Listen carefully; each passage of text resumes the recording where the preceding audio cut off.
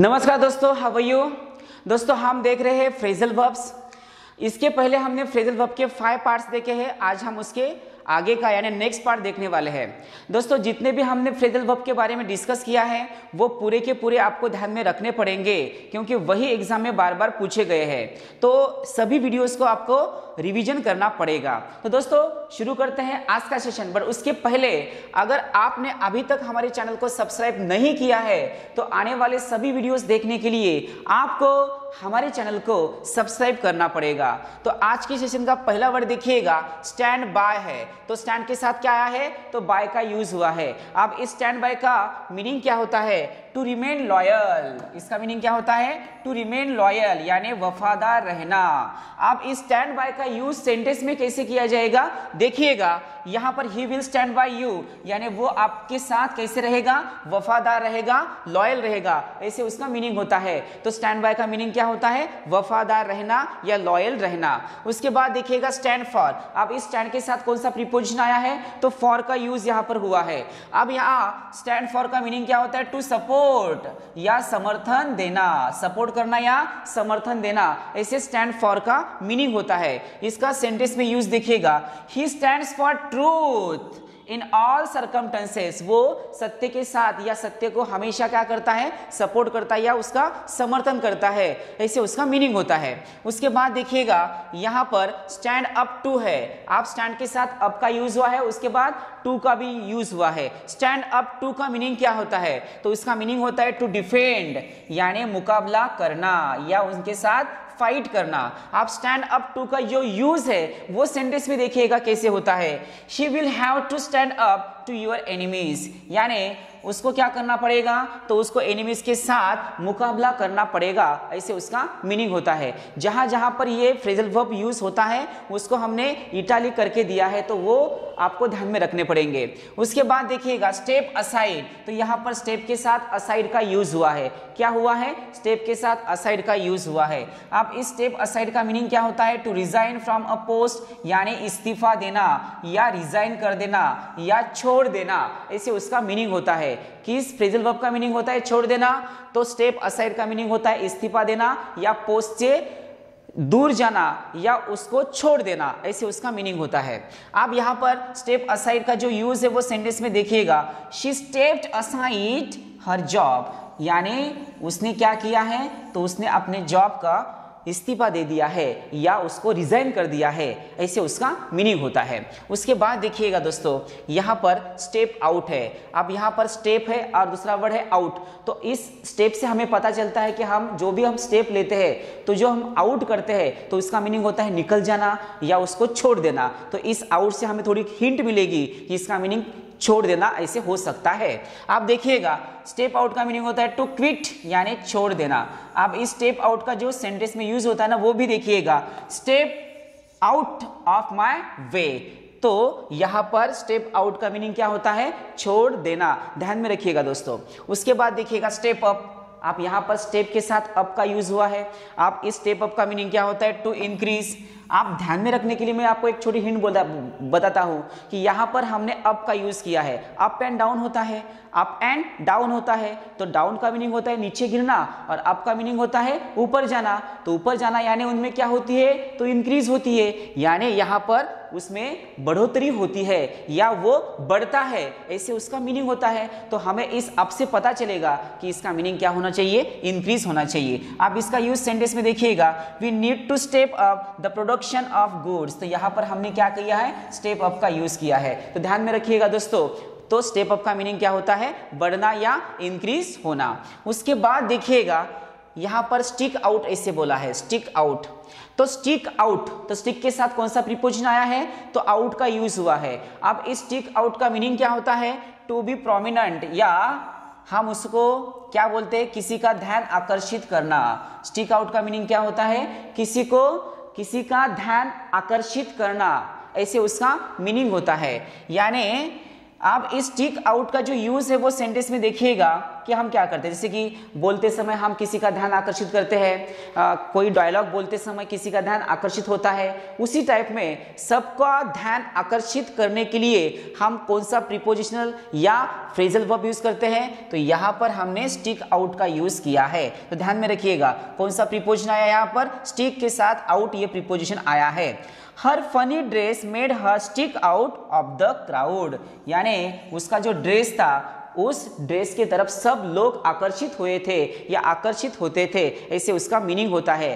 तो ध्यान में रखिएगा दोस्तों, स्टिक आउट का मीनिंग होता है किसी का ध्यान आकर्षित करना। उसके बाद देखिएगा स्ट्राइक डाउन। अब यहाँ पर डाउन ये वर्ड है, तो डाउन से हमें थोड़ा पता चल सकता है कि इसका मीनिंग जो होता है वो थोड़ा निगेटिव हो सकता है, इसलिए स्ट्राइक डाउन है तो स्ट्राइक डाउन का मीनिंग होता है टू नलिफाई, यानी निरस्त करना। इसका मीनिंग क्या होता है, निरस्त करना। आप इसका यूज देखिएगा सेंटेंस में कैसे होता है। द हाई कोर्ट स्टक, अब इस स्टिक का हमने क्या किया है, स्टक कर दिया है।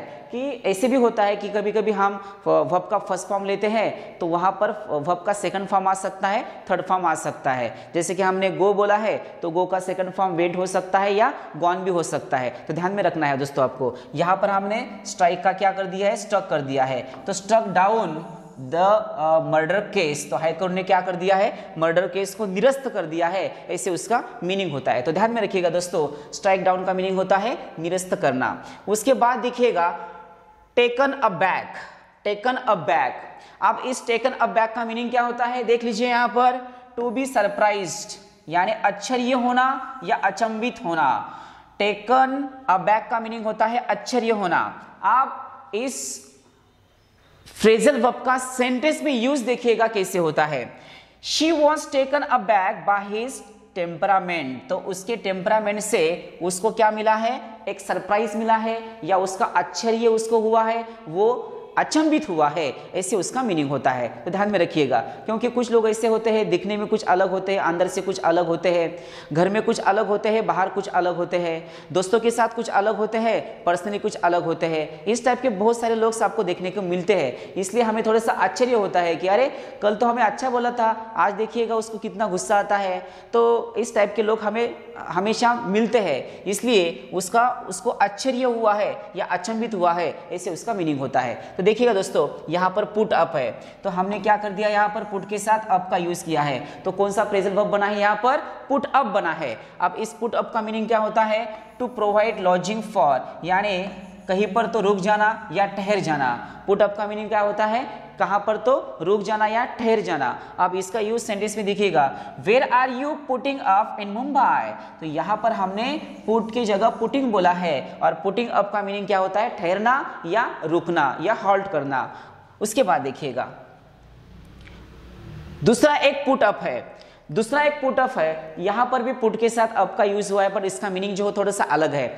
अब यहां पर पुट अप का मीनिंग क्या होता है, टू बिल्ड, यानी निर्माण करना, टू बिल्ड यानी निर्माण करना।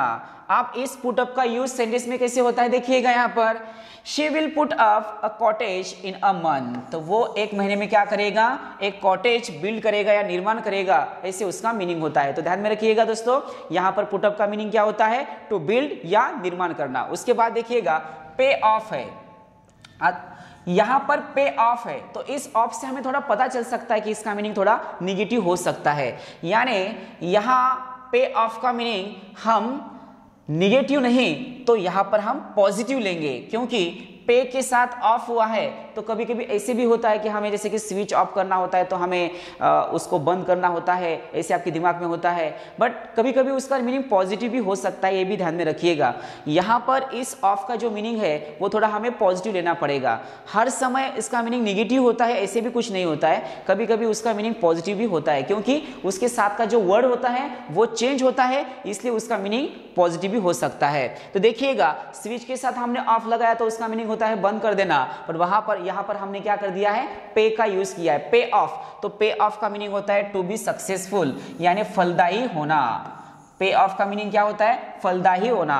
आप यहां पर देखिएगा इसका यूज सेंटेंस में कैसे होता है, हार्ड वर्क पेज ऑफ, यानी मेहनत जो होती है वो हमेशा फलदायी होती है। हार्ड वर्क जो होता है वो हमेशा फलदायी होता है, या उससे हमें कभी ना कभी तो फायदा होता ही होता है, ऐसे उसका मीनिंग होता है। उसके बाद देखिएगा दोस्तों, यहाँ पर प्ले ऑन और अपॉन ऐसे बोला है। प्ले ऑन, एक तो हम ऑन का यूज कर सकते हैं, नहीं तो हम अपॉन का यूज कर सकते हैं, दोनों में से कोई एक यहाँ पर आएगा।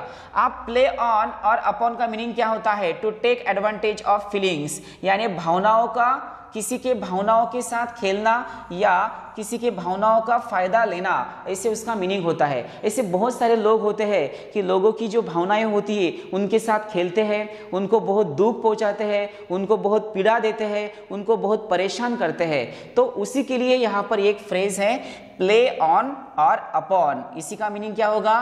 तो किसी के भावनाओं के साथ खेलना। आप देखिएगा इसका यूज सेंटेंस में कैसे किया जाएगा, यहाँ पर आप देख सकते हैं। Sweety played on my emotions and then left me.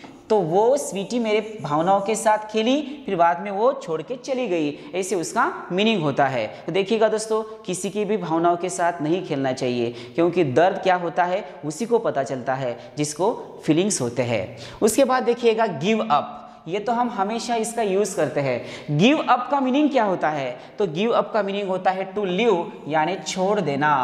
Give up कर देना यानी छोड़ देना। अब यहाँ पर देखिएगा इसका यूज कैसे होता है। She has given up smoking, यानी उसने क्या कर दिया है? तो उसने स्मोकिंग छोड़ दी है, ऐसे उसका मीनिंग होता है। आया समझ में? तो इस टाइप के फ्रेजल वर्ब्स हमें ध्यान में रखने पड़ेंगे। उसके बाद देखिएगा हेयर ऑफ। हेयर से हमें पता चलता है कि कोई बात जो होती है वो हमें सुननी होती है, उससे हमें पता चल सकता है कि इस 4 और 5 ऑप्शन में से कोई एक जो ऑप्शन है उसका मीनिंग समाचार या टू गेट द न्यूज ऐसे हो सकता है। हेयर एंड यहाँ पर न्यूज देखिएगा सेम थिंग होता है। तो हेयर ऑफ का मीनिंग होता है कोई समाचार मिलना या टू गेट द न्यूज। अब इस हेयर ऑफ का यूज सेंटेंस में कैसे किया जाएगा वो भी यहाँ पर देखिएगा। Hearing of her grandfathers death she fainted. तो उसके ग्रैंडफादर की डेथ की जो समाचार है या न्यूज है वो सुन के क्या हुई? वो तो फेंटेड हुई है, ऐसे उसका मीनिंग होता है। उसके बाद देखिएगा गो ऑन। अब यहाँ पर गो ऑन तो हम हमेशा यूज करते हैं। गो ऑन का मीनिंग क्या होता है? टू कंटिन्यू, यानी जारी रखना। गो ऑन का मीनिंग क्या होता है? टू कंटिन्यू या जारी रखना।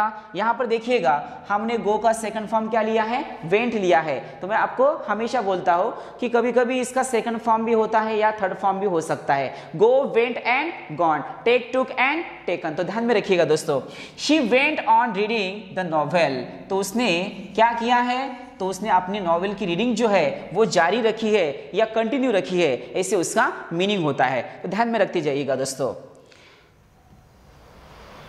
चलिए दोस्तों, जितने भी हमने यहाँ पर फ्रेजल वर्ब्स देखे हैं उन सब फ्रेजल वर्ब का 2 मिनट में हम रिवीजन करेंगे। तो मेरे साथ आप रटती जाइएगा दोस्तों, आपको उससे फायदा मिलेगा। पहला कौन सा था? कौन सा वर्ड था पहला? बोलिए, बोलते जाइए दोस्तों। पहला था स्टैंड बाय। स्टैंड बाय का मीनिंग क्या होता है? लॉयल और वफादार। उसके बाद हमने देखा था स्टैंड फॉर। स्टैंड फॉर का मीनिंग क्या होता है? टू सपोर्ट या समर्थन देना। उसके बाद हमने देखा था stand up to. Stand up to का मीनिंग क्या होता है? किसी के साथ मुकाबला करना। उसके बाद देखिएगा स्टेप असाइड। स्टेप असाइड का मीनिंग होता है रिजाइन करना या इस्तीफा देना। उसके बाद देखिए यहां पर स्टेप आउट है। स्टेप आउट का मीनिंग क्या होता है? टू क्विट या छोड़ देना।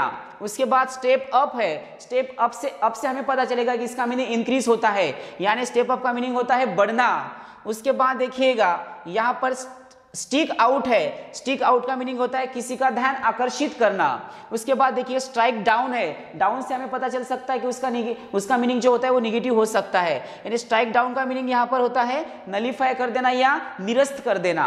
उसके बाद देखिए यहाँ पर टेकन अबैक बोला है। टेकन अबैक का मीनिंग क्या होता है? आश्चर्य होना या अचंभित होना या सरप्राइज होना। उसके बाद पुट अप है। पुट अप का मीनिंग होता है ठहर जाना या रुक जाना। उसके बाद देखिएगा पुट अप है। पुट अप का मीनिंग यहाँ पर थोड़ा अलग होता है। वो पुट अप अलग है, ये पुट अप अलग है। दोनों भी सेम होते हैं, बट दोनों का मीनिंग सेंटेंस के हिसाब से अलग अलग हो जाएगा। यहाँ पर पुट अप का मीनिंग होता है निर्माण करना या टू बिल्ड। उसके बाद देखिएगा पे ऑफ। अब यहाँ पर ऑफ से हमें निगेटिव सेंस नहीं आएगा, तो यहाँ पर पे ऑफ का जो मीनिंग है वो होता है टू बी सक्सेसफुल या फलदायी होना। उसके बाद देखिए यहाँ पर प्ले ऑन और अपॉन ऐसे बोला है। प्ले ऑन और अपॉन का मीनिंग होता है किसी के भावनाओं के साथ खेलना खेलना या उसी के किसी के भावनाओं का फायदा लेना, ऐसे उसका मीनिंग होता है। देन गिव अप है, गिव अप का मीनिंग क्या होता है, छोड़ देना। उसके बाद देखिए यहाँ पर हमने हेयर ऑफ, तो इस हेयर से हमें पता चल सकता है कि इसका मीनिंग न्यूज हो सकता है। तो हेयर ऑफ का मीनिंग होता है समाचार मिलना। गो ऑन का मीनिंग होता है टू कंटिन्यू और जारी रखना।